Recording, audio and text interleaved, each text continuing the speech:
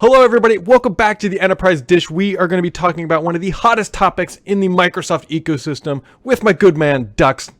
How's it going over there, Mr. Dux? I'm doing fantastic, my friend. How are you? I like this new mic. I feel like I'm in the recording studio. Yeah, well, your audio's improved, and that is always a good thing. A step up is always a step forward, and there's always a lot of news every time we talk, but this one, I don't think I ever thought we would talk about the word or say the company name Oracle on this podcast, but yet here we are. And I think it's just more of a symbolic thing. That's why I wanted to bring it up. But Oracle has announced at Oracle World, which took place this week, that they are now going to be supporting Teams with their digital assistant, and that's just another giant name behind Microsoft's fastest growing or fastest adopted application. I mean, two things to that. First, I think it's great that you're seeing the adoption not only from organization, but frankly, the vendors and the partners as well, realizing that Teams is the way to go. Teams is the new one-stop shop for everybody in the organization. And Oracle jumping on the bandwagon, having these digital assistants like Siri, Cortana, Alexa, just makes sense because they still have a big foothold in a lot of organizations, especially large organizations around the world, and taking advantage of the use of AI and chatbots. It just makes sense. And I'm sure how it will surface in Teams, it would just pretty much show up as like a chatbot. Yeah, it's going to enable a lot of what you would expect self-service applications inside the Oracle world. So if you are using Teams and you're also using a lot of Oracle products, this is more than likely going to be a good thing that's just going to help you, optimize your workflow. They're also promoting that, hey, it might cut down on IT support tickets because once again, there's that self-service functionality. So hopefully it's going to be a win for everybody involved. You know, one thing, speaking about bots and Teams, one thing I can't wait to see is the ability for people not only to chat with a digital assistant via text, but actually talk to it. Because if you think about it now, the technology's there through Azure Cognitive Services. So what we're using today mostly is text. But imagine if you can call a bot and literally talk to the bot. Hey, what's the weather today? Hey, what happened with this customer? Hey, what's the latest update on this opportunity? That will be huge. So I was going to crack a joke here, but then you brought up an actual point that might be very valid. And to me, what you just said, that the part that hit home was being able to call a bot and say, how'd it go with X customer? Because that is not a linear question. There's multiple facets to that. It could be, oh, look, we got 3 more meetings scheduled for follow-on. X employee booked, I don't know, $20,000 in sales. It could hit multiple. That is an interesting question. That is a really interesting use case. And it ties in beyond bots and Teams. I saw an article from Mary Jo a couple of days ago about calendar.help becoming a full-fledged product, which is great because this helps schedule meetings and helps with your calendaring applications. But engaging with it beyond text and talking to it, I mean, Google's doing it already. Microsoft's doing it in China with Xiaoice. And why not bring that capability to the enterprise? That would be huge. It's an interesting thought. It really is. It really is. That's actually a very, very salient point. Interesting. Other things that think today. Yeah, it's good. You got me. You got my noodle kind of stirring the pot, if you will, with that. Because I had a perfect joke lined up to crack, but I'm not going to even mention it now. But anyways, other things that are happening, Mr. Tony Redman over on Petri.com, which is we're a big fan of Petri.com around here. Outlook plans to synchronize email signatures across devices. This is something I kind of thought was already built in, but obviously not. But that's going to help make things, at least from a corporate mandate and compliance thing, that's going to be a big win. Love it. I dread the days when I have to, I know it's a first world problem, but when I update my laptop, get a new phone, I always have to put in my signature. So love that. Yeah, it's just going to make your lives, or everybody's life, just a little bit easier. And it's those little things that really add up. To your point, when you drop your laptop and you got to re-image it, you usually don't think about your signature until you've already sent a couple emails and you're like, yep. So there you go. Right. There you go. Other things that Microsoft has announced before we get to a listener question, which Dux has some good information on. Microsoft also, somewhat surprisingly, but not all that surprisingly, I guess, announced a bunch of dates for their upcoming 2020 conferences, including Build being May 19th through the 21st in Seattle, Inspire July 20th through the 24th in Vegas, and the Business Application Summit happening April 20th through the 21st in Anaheim, California. But there's also a big one right around the corner here, Dux, too, isn't there? That's right, called Ignite. Big one coming. So that's happening early November down in Orlando. That should be a good time. I think this is a really smart move. I mean, people out there were saying, well, Microsoft did this because, especially for Build, like last year when they announced it, Google announced their conference, which was almost the same week or back to back. Yep. I think that's one thing good about it. But second is really from a scheduling perspective. Yes, I agree. I mean, they put this out there. A lot, we're heading towards the end of the year. And people are putting together their ask and budget for next year. So as Microsoft publishes this schedule, be it IT pros, developers, or business folks can say, hey, on this date, I want to go to the Business Application Summit. So they can put in their budget requests and all that good stuff. Versus the year comes in and they just announce it and there may not be budget for it. Yeah, and it's one, I am fully backing that Microsoft doing this.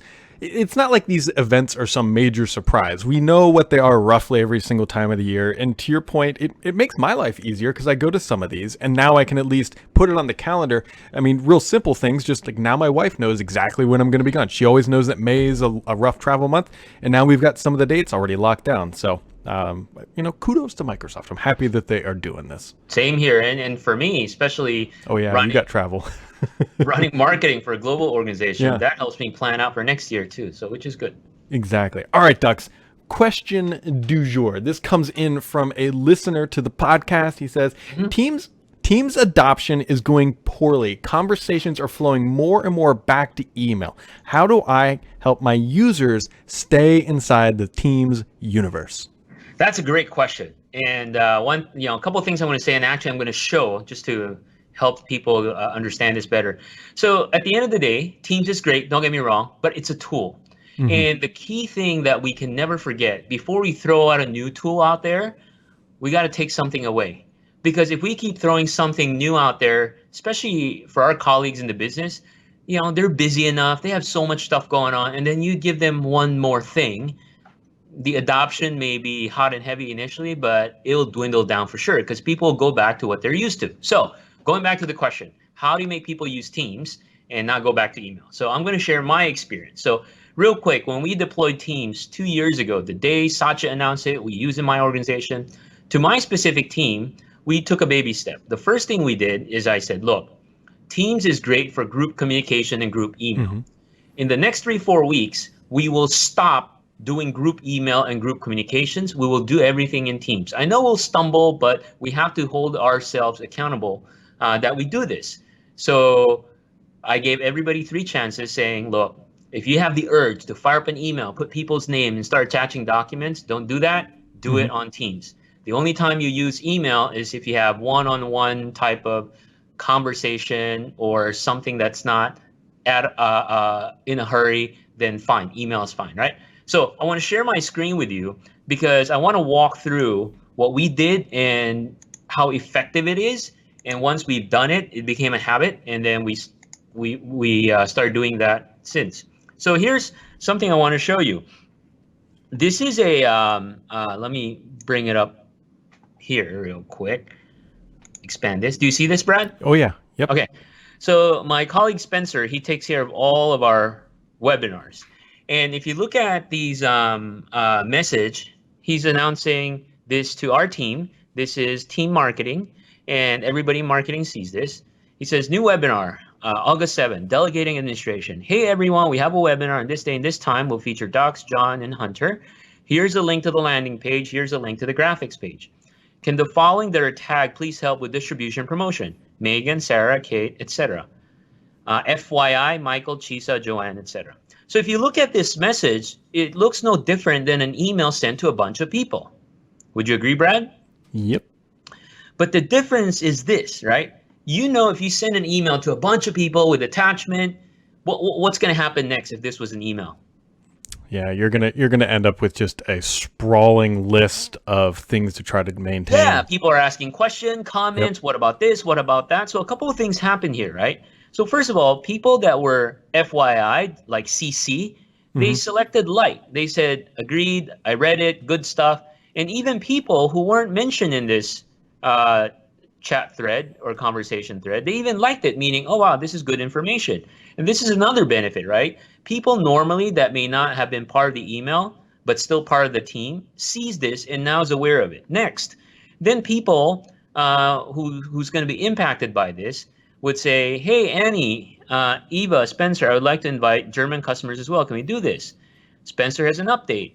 Sarah had a question. Michael had a comment. So having the information this way is much easier not only to engage, but also to track and consume. As you know, I travel so much. I use Teams heavily on my phone. So I can see all this. And even if I am not mentioned, I can go through all the interactions and work the team has done during the day.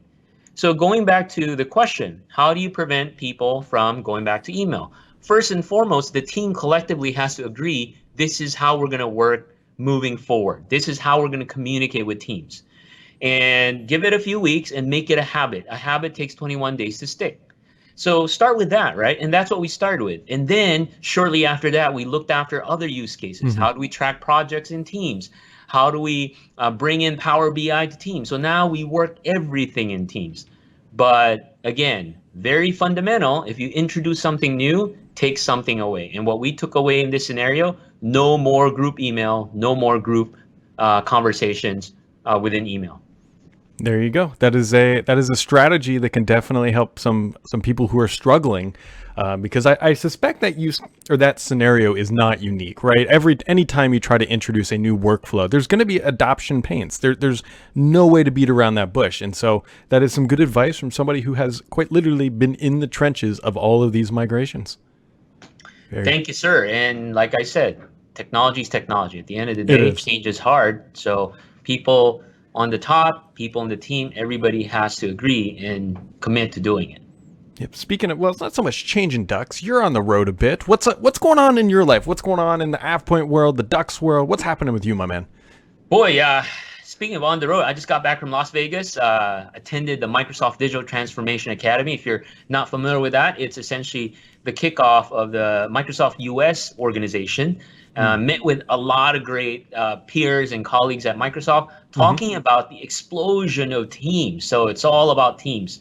We're in solid partnership with Microsoft, helping drive organizations to use and adopt Teams. So that's been top of mind. And what's coming up till the rest of the year, I'll definitely see you at Ignite. But before that, I'll be in Melbourne in between, Australia next week, doing Teams workshops for a bunch of customers. And then I'll be heading to Stockholm, Sweden as well, sometime in October. So a lot of good traction around Teams, and really excited about how we partner with Microsoft in enhancing the Teams experience, especially for organizations needing advanced capabilities around Teams retention and backup, and also Teams governance. So that's what's in the horizon, and looks like nothing stopping Teams from continuing to grow. Or you, for that matter, my man. I was curious. I was wondering how many miles. Well, we should revisit this at the end of the year. I'm curious how many miles you've traveled this year, because it's so right now I'm at I looked at it 2 days ago. I'm on 162,000 miles. Now, are you loyal to a carrier, or is that spread across? As much as I can. I fly United and Star Alliance to get all the points. But there are places in the world where it's just tough to stay in the same carrier. Gotcha. Very, very cool. Well, obviously safe journeys. And we'll have one more before Ignite, and then we will be podcasting from Ignite, actually very likely from the AvePoint booth, where, if you're not familiar, there's going to be a Ducati that I'm going to win. This is my year. I don't know about if you're going to win it, but we'll try. Hey, well, I've tried every year. Maybe this will be my year, Ducks. This will be my year. But we very much appreciate you taking time out of your busy schedule and your busy travel time for talking Teams, talking adoption, and all that good stuff. To everybody else, we'll include links down to Ducks' stuff down below. Make sure you hit those subscribe buttons, and we'll catch all of you right back here next time. Thank you. Bye. Bye.